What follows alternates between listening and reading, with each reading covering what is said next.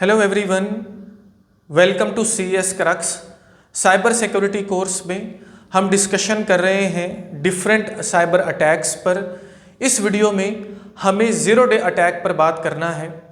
Zero day attack को समझने से पहले हम एक सिनेरियो को समझने जा रहे हैं ताकि ज़ीरो डे अटैक का जो प्रॉपर कॉन्सेप्ट है वो हमको समझ आ पाए। कहानी कुछ यूँ है कि किसी एक सॉफ्टवेयर बनाने वाली कंपनी ने एक पर्टिकुलर सॉफ्टवेयर, कोई एप्लीकेशन या कोई एक सिस्टम बनाया।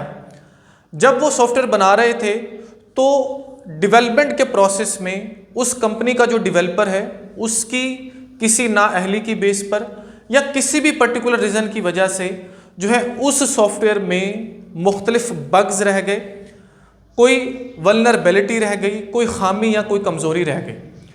अब उस कंपनी ने उस सॉफ्टवेयर को डेवलप कर लिया, उसको बना लिया, अपने कस्टमर्स को यूज़ के लिए उस सॉफ्टवेयर को दे दिया।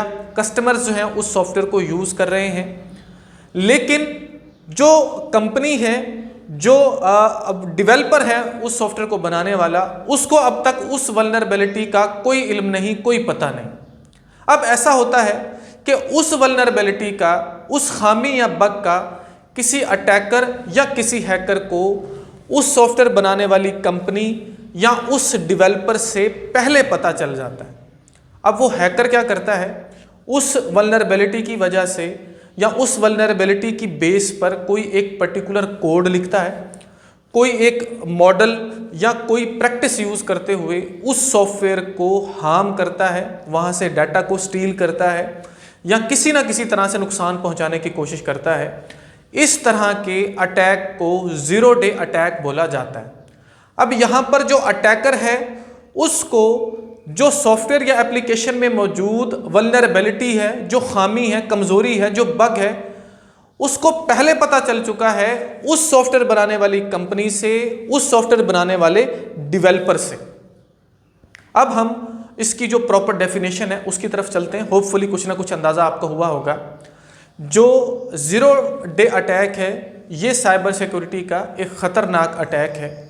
ये उस वक्त होता है जब किसी अटैकर या हैकर को किसी सॉफ्टवेयर, किसी सिस्टम या एप्लीकेशन में मौजूद वल्नरेबिलिटी का, खामी का या कमज़ोरी का उस सॉफ्टवेयर बनाने वाली कंपनी या सॉफ्टवेयर बनाने वाले डेवलपर से पहले इल्म हो जाता है, पहले पता चल जाता है। वो उस वल्नरेबिलिटी की बेस पर जो है उस सॉफ्टवेयर, उस सिस्टम या एप्लीकेशन पर अटैक करता है और उसको हार्म करने की कोशिश करता है, डाटा को स्टील करने की कोशिश करता है। इस तरह के अटैक को ज़ीरो डे अटैक बोला जाता है।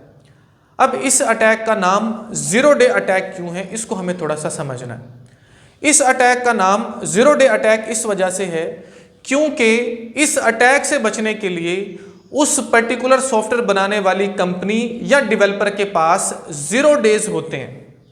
जब तक उनको पता चलता है कि उनके सॉफ्टवेयर में फलां खामी है, फलां बग्स हैं, तब तक जो हैकर है या अटैकर है वो अटैक कर चुका होता है, उस सॉफ्टवेयर को नुकसान पहुंचा चुका हुआ होता है।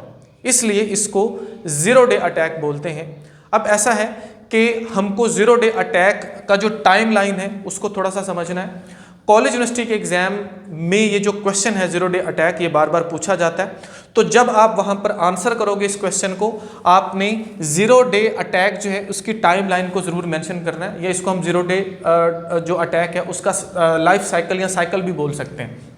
बेसिकली इस टाइम लाइन में सभी जो पूरे का पूरा प्रोसेस है, ज़ीरो डे अटैक कहाँ से शुरू हुआ और कैसे जो है वो फाइनली वो कंपनी उसका पैच रेडी करती है, वहाँ तक के जो पूरे के पूरे प्रोसेस को स्टेजेस में डिवाइड किया गया है। और इस बात को भी याद रखना है कि ज़ीरो डे को हम कुछ इस तरह से भी लिखते हैं, ज़ीरो डे, ज़ीरो जो है वो हम नंबर्स में लिख लेते हैं, डैश के बाद हम डे भी लगा लेते हैं। अब इस टाइम लाइन का जो सबसे पहला फेज़ है वो है वल्नरेबिलिटी क्रिएटेड। ये जो फेज़ है, ये फेज़ तब होता है जब जो डेवलपर है वो कोड लिख रहा होता है उस पर्टिकुलर सॉफ्टवेयर या एप्लीकेशन के लिए, उस सिस्टम के लिए।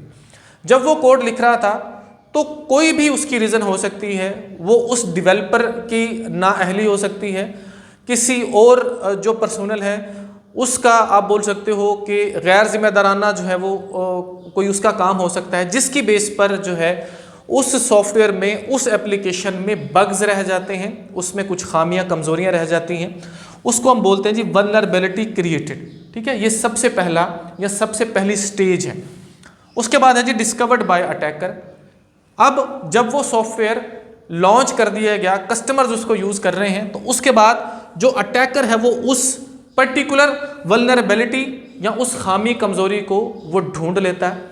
जब वो उसको ढूंढ लेता है तो फिर वो उस खामी की बेस के ऊपर जो है वो अटैक करने की कोशिश करता है, और अटैक करने के लिए वो कोई पर्टिकुलर कोड लिखता है, वो कोई एक मॉडल क्रिएट करता है या किसी प्रैक्टिस को यूज करता है जिसको एक्सप्लॉइट बोला जाता है। इस बात को आपने लाजमी याद रखना है। मींस जो ये दूसरा फेज है, इसमें उसने उस खामी कमजोरी को ढूंढा और अटैक करने के लिए उसने पर्टिकुलर कोड लिखा जिसको एक्सप्लॉइट बोला जाता है।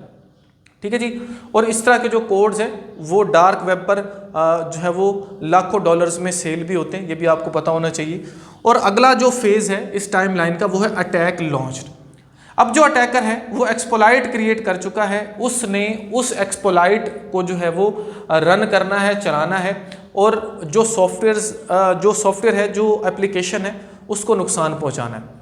वो किसी ना किसी तरह से मुख्तलिफ तरह वो बेस करता है सॉफ्टवेयर के ऊपर कि किस तरह का नुकसान है। डाटा को चुरा रहा है, डाटा को ट्रांसफ़र कर रहा है, डाटा को डिलीट कर रहा है। अब जब उसने अटैक परफॉर्म किया, जितने भी कस्टमर्स उस पर्टिकुलर एप्लीकेशन को यूज़ कर रहे थे वो सभी जो है उसका विक्टिम बने। ये है हमारा थर्ड फेज या third stage of zero day timeline. उसके बाद है जी वेंडर डिस्कवर्स। अब जो वेंडर है, जो सॉफ्टवेयर बनाने वाली कंपनी है, जो डेवलपर है, वो उस पर्टिकुलर खामी को, उस बग को ढूंढती है। वो इसलिए ढूंढती है ताकि इसके लिए पैच क्रिएट किया जा सके, ताकि इसके मजीद नुकसान से बचा जा सके। अब अगला जो फिफ्थ और लास्ट जो स्टेज है वो है पैच रिलीज्ड। जब उस कंपनी ने जो है उस पर्टिकुलर बग को ढूंढ लिया, अब वो उसका जो है वो पैच रिलीज करती है, एक अपडेट रिलीज करती है और अपने कस्टमर्स को बोलती है कि आप क्या करो, ये जो पर्टिकुलर अपडेट है इसको अपने अपने जो सिस्टम्स हैं उसमें जो है वो इंस्टॉल करो। वो सभी यूज़र्स, वो सभी कस्टमर्स जो उस पैच को इंस्टॉल कर लेते हैं वो फर्दर जो है वो फ्यूचर में जो है इस अटैक का जो है वो विक्टिम नहीं बनते, निशाना नहीं बनते। वो लोग जो अपडेट को इंस्टॉल नहीं करेंगे ऑटोमेटिकली वो उसका विक्टिम बनेंगे। तो ये 5 जो हैं ये स्टेजेस हैं ज़ीरो डे टाइमलाइन की। होपफुली आपको पूरे का पूरा जो प्रोसीजर है ये स्टेज वाइज समझ आ गया होगा।